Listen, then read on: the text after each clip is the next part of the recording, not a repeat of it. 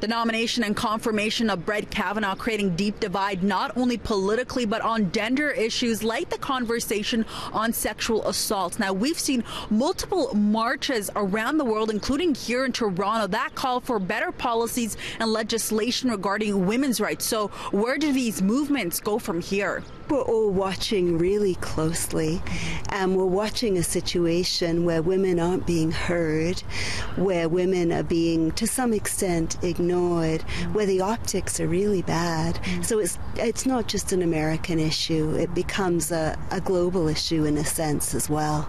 Will this spark a new round of movements here in Canada? It's very possible. For the first year inauguration of Trump, there were protests here, there were lively protests here, and it's quite possible that the same thing will happen.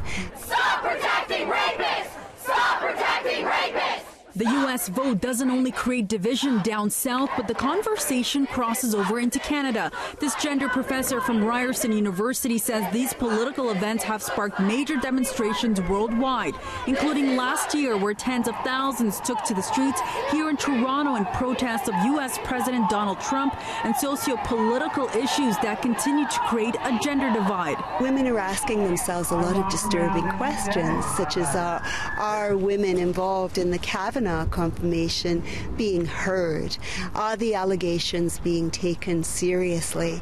And I think as a result of that, you're going to get a lot of women who are angry and who are going to take political action. I think it's great that women are coming forward, and the Me Too movement has influenced that.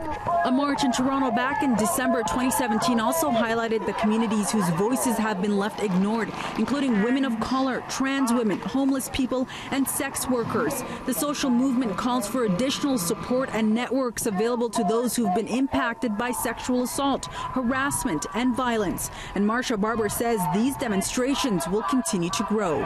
I think the Me Too movement has encouraged women to come forward, and maybe the one heartening thing about this is women are stepping forward. They're not putting up anymore with sexual assault, sexual misconduct, sexual harassment, and the fact that Dr. Ford stepped forward is very hopeful.